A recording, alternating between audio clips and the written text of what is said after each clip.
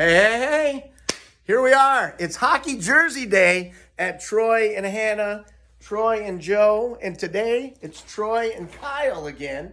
You may recognize Kyle from a previous video, but I'm out of the screen. I'm totally out of the screen. They won't even let me in the screen. Anyway, remember, stay till the end because he's got some really important tips today that are going to be coming at the end. And you want to make sure you like, subscribe, and of course share it with all your friends because this is going to be valuable information. And what else do I have to tell you? I think that's it. I'm going to turn it over to Kyle. It's hockey day. We got the Northern Michigan University Wildcats and Grand Rapids Sled-Wings. There it is. All right, Kyle, it's all yours. Have fun. Troy, once again, thanks for having me in. Today, if you caught the first one, my first talk, I've been an amputee, right leg amputation, December 2019. So today I thought I'd talk a little bit about life as an amputee, the amputation itself, but also, as Troy mentioned, hockey, but I'm going to go a little more about all adaptive sports. Lost my leg in December 2019. Official cause was necrotizing fasciitis, which is basically a very bad infection. My type of amputation is called a hip disarticulation, so they took the entire leg all the way up to the pelvis. So, which is why I have my notes, because I always need my notes. But as opposed to somebody that's a below knee or above knee, where they just have like a little socket that goes on the leg, my socket goes all the way around my pelvis. So I had to relearn how to walk since I have no thigh muscles or anything left. And part of the way I got my strength back is working out with Troy, doing personal training, which got my core, which allowed me to do a lot more than I could.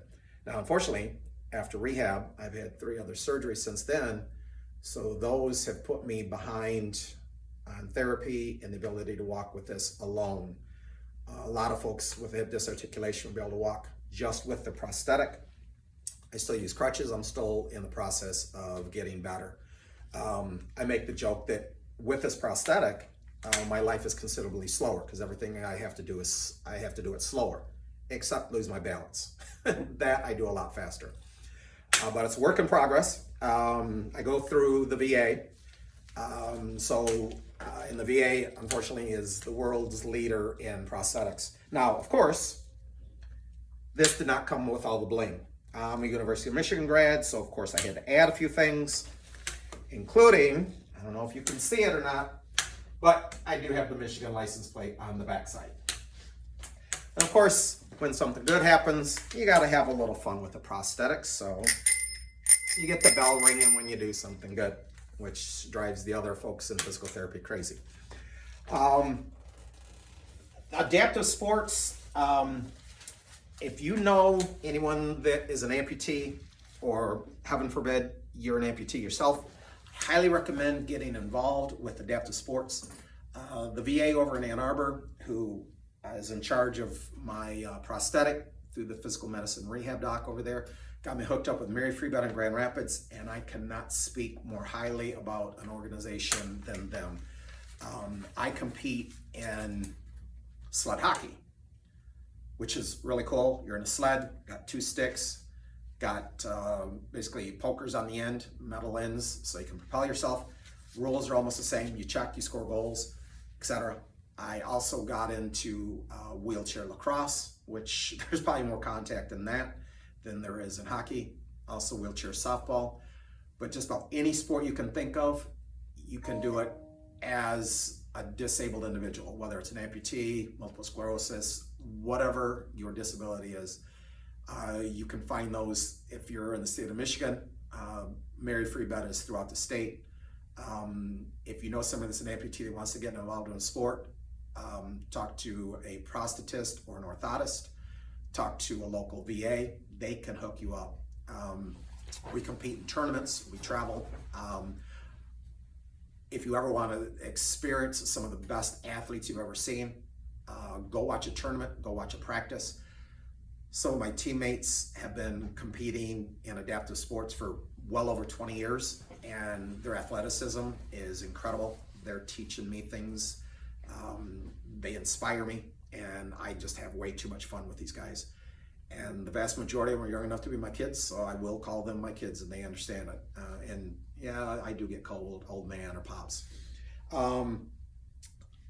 There are, with adaptive sports, of course we have the sled for sled hockey, so you basically sit in it, the blades are underneath you. It's real easy to tip over or do wheelies, and I've experienced all of those. You also have a sports wheelchair, which is very similar to a regular wheelchair, but the wheels are angled. That's what you would use in lacrosse and softball, and then they even put some armor on it for wheelchair rugby, which is crazy. Then you can also do hand pedal cycles, and there are various types of those. And then you also have a racing wheelchair, which you could use to do marathons, 10Ks, or track events. And if you want to see something amazing, watch some Paralympics. For me, I'm still in the process of getting very adept using the prosthetic. Even when I get to that point, I'll still use either a cane or a crutch, because changing surfaces is still pretty difficult. Right now, when I wear it, I'll still use both crutches, working on getting down to one crutch. A lot of times I'll just forget the prosthetic and just use the crutches and hop around. Sometimes it's faster, more efficient. I will still use a wheelchair at home. My house is entirely carpeted, and trying to walk with crutches and the prosthetic is a little difficult. Now, each amputee is going to be completely different. These are just my experiences. I follow a lot of different groups on Facebook about amputees and support groups. It absolutely amazes me. There are some amazing, incredible people out there that are inspirations to not only disabled individuals, amputees, but also to what we call able-bodieds, or ABs. Check them out. There are some great groups out there.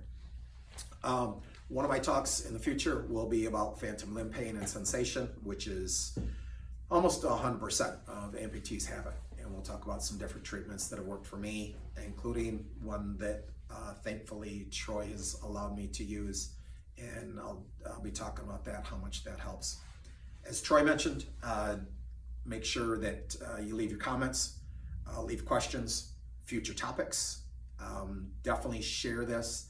If you know someone that's an amputee, as a medical provider who's an amputee, I kind of look at it from a different world, I guess. I've treated amputees, now being one. I'm not going to say I have more knowledge than most, but I have a different knowledge about the amputation, the treatment. Definitely leave your comments, hit the like button, hit the share button, and definitely subscribe if you can. We would love to have it. And I just have to say, I was trying to keep the whole Michigan thing out of the conversation, but he's added it in. My Wildcat fans, don't be offended that we brought in a Michigan guy, but it's okay. But all you Michigan people, I know you're happy that he's here, and we're happy that he's here. And if you take very close note of his shoes, there's an N, as in Northern, not an M, as in Michigan. So well done for that. It makes me feel good. Like, subscribe, do all of that great stuff that we love for you to do. And don't forget, subscriber giveaway. All the subscribers are going to be put into a hat, mixed up, and infrared sauna is going to be given away. So make sure you're on the list, share with your friends, get them in it as well. You can share the sauna with them. Now, I do have to say, although I am a Michigan grad, I've been a lifelong fan of Northern Michigan. I had family in Marquette, used to play on Northern's campus, meeting up with a Wildcat, a Northern Michigan grad. I love it. It's awesome. Green and gold. That's right. And go blue. We'll be there. Yeah. Go blue. And go Cats. Have a great day. See you guys.